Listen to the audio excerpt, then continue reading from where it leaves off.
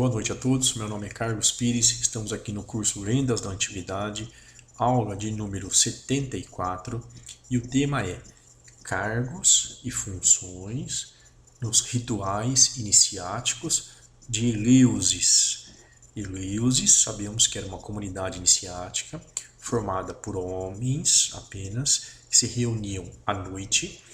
Geralmente começava por volta de meio-dia até meia-noite seus cultos em cavernas, se chamavam entre eles irmãos, e eles exerciam uma certa liturgia em busca de uma transcendência, em busca de um conhecimento mitológico, metafísico, transcendental, né?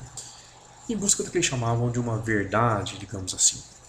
Muito bem, nesses cultos a Eleusis, os indivíduos que ali se agrupavam, que entravam ali através de um ritual chamado de iniciação, esses indivíduos eles exerciam algumas funções.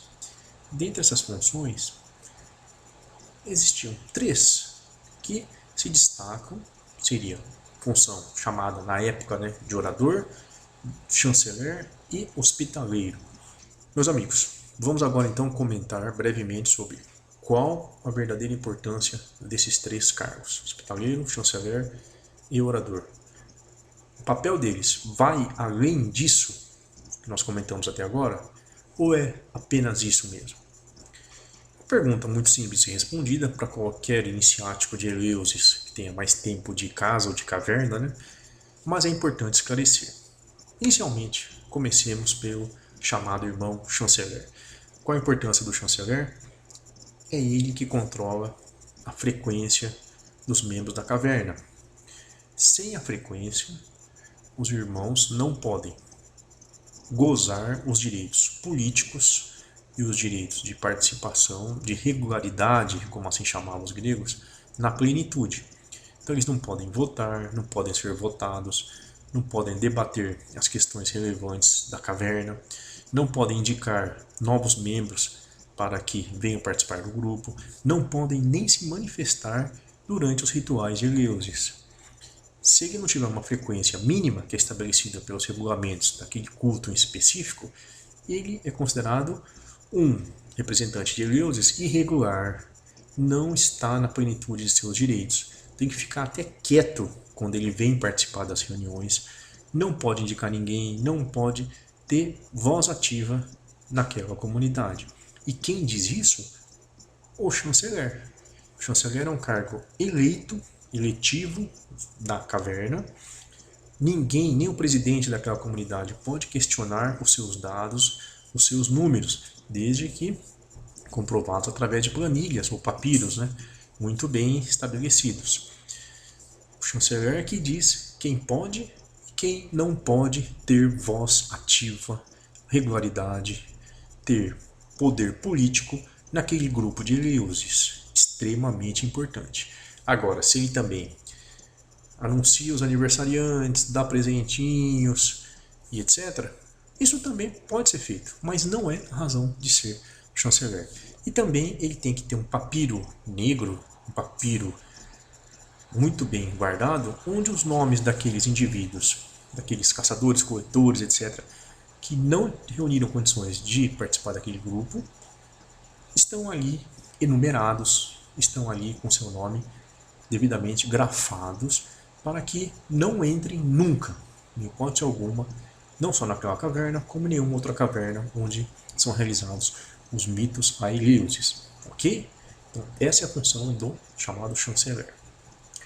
Em relação ao hospitaleiro, essa função, depois de alguns séculos, foi muito bem retratada no papel dos cavaleiros hospitalários de São João do Templo de Jerusalém, na época das Cruzadas, século 11, 12, mais ou menos depois de Cristo. Porém, nos mitos de Eleusis gregos já existia a figura do hospitaleiro. Quem é esse dito irmão? É aquele que zela, que informa, que cuida da saúde e do bem-estar social dos membros daquela comunidade. Então, se qualquer um daqueles membros ali, os iniciados que se reúnem naquela caverna, tiver um problema de saúde, problema financeiro, problema familiar, qualquer tipo de estresse, qualquer tipo de realmente questão que afete a sua vida, o seu bem-estar, sua integridade física, quem deve comunicar àquela comunidade, aquele grupo, o que está ocorrendo, é o chamado irmão hospitaleiro. Então a função principal dele é prestar uma assistência, como se fosse um assistente social, aos membros daquele grupo que se reúne na caverna, em volta da fogueirinha, numa liturgia, um ritual próprio. No caso, ritos de Eleusis, como dissemos. O hospitaleiro é aquele que cuida dos irmãos, cuida dos familiares. Essa é a função e a razão de existir o hospitaleiro. Então, se tem um parente de um membro doente, se o membro está desempregado, está passando necessidades, precisa de um apoio, a filantropia, a caridade do irmão chamado hospitaleiro é em primeiro plano em função dos membros daquele grupo e de seus familiares. Em segundo lugar, em relação a membros amigos, ou parceiros, ou visitantes. Então, aqueles membros dos cultos de Eleusis de outras cavernas, que se precisarem de alguma ajuda em relação àquela caverna ordinária, também devem recorrer a quem? Ao irmão hospitaleiro.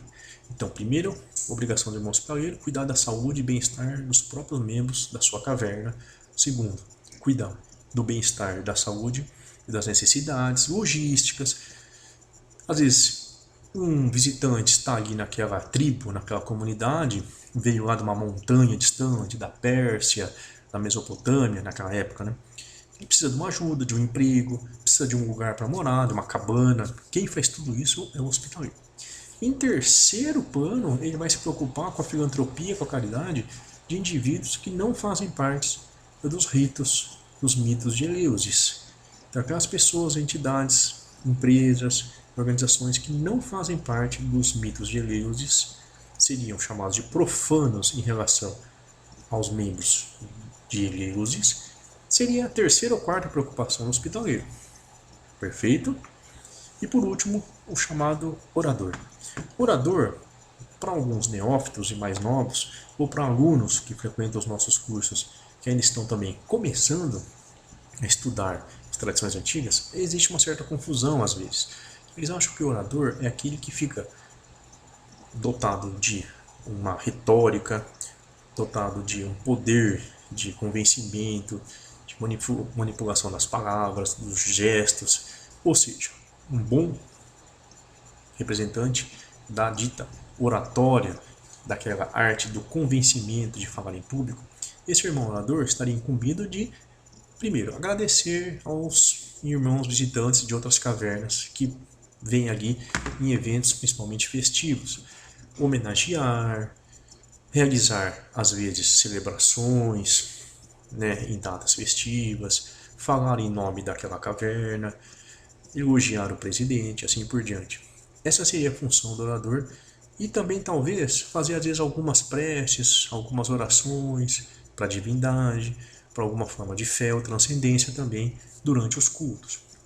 Isso é importante, deve ser feito, claro, mas a razão de existir, por que existe e há essa função, ou havia, né, na Grécia Antiga a função do orador, nos mitos de Eleusis, o orador é o fiscal da lei, é o promotor de justiça da caverna de Eleusis, ele zela, ele impõe a lei, o regulamento, as normas, as tradições daquele culto de Eleusis. Ele é um cargo também eletivo, não se submete nem ao presidente da caverna, porque se o presidente ou qualquer outro membro infringir essa lei de Eleusis, o orador deve, de ofício, por obrigação, não precisa ser motivado, questionado, não precisa ser estimulado a isso, porque isso é de ofício, ex ofício, ele tem que representar, tem que se manifestar em função de manter aquela caverna dentro da regularidade legal, formal, jurídica, dos rituais e tradições ali vigentes. Então, o orador é o homem da lei. Segundo lugar, o orador ele também deve zelar pelo conhecimento e estudos relativos ao mito de Eleusis. Então, ele tem que ser um profundo conhecedor das tradições, um profundo conhecedor dos princípios, de todas aquelas nuances, todas as simbolismos, as metáforas, as lendas que regem, que fomentam aquela comunidade iniciática. O orador, além de conhecer muito bem as leis, ele tem que ter o Código Penal de Eleusis, tem que ter o regulamento. Se não for na cabeça, na sua memória, que seja à mão, porque em cada reunião do grupo, em todos os momentos, ele, de ofício, pode ser questionado pelo presidente ou pelos outros membros daquela caverna em relação às diversas questões legais e também em relação às diversas questões relativas às tradições, às liturgias, às práticas e todas as metáforas e simbolismos que envolvem aquele culto. Quando chamado ou quando em certos momentos previstos na legislação, o orador é aquele homem também, aquele indivíduo, que realiza o chamado tempo de estudo. Então ele vai expor um tema, um assunto com profunda sabedoria e conhecimento aos membros daquela comunidade. Então o orador, primeiro, zela pela lei, segundo, zela pelas tradições e pela cultura iniciática ali vigente. Em terceiro ou quarto lugar, ele vai se preocupar se voltar à questão de elogiar, de agradecer a presença de visitantes, ou seja, o que for em termos festivos, pomposos e assim por diante. Meus amigos, vemos que as tradições de Eleusis são riquíssimas em termos de conhecimentos, em termos de saberes simbólicos, mitológicos, e que, se por acaso esses princípios, estas situações se aplicam hoje ou em outras épocas a entidades diversas, claro que isso foi apenas uma mera coincidência, porque estamos aqui tratando da Grécia Antiga, dos mitos, dos rituais, da liturgia, daqueles chamados mistérios de Eleusis. Boa sorte a quem for estudar um pouquinho mais sobre isso.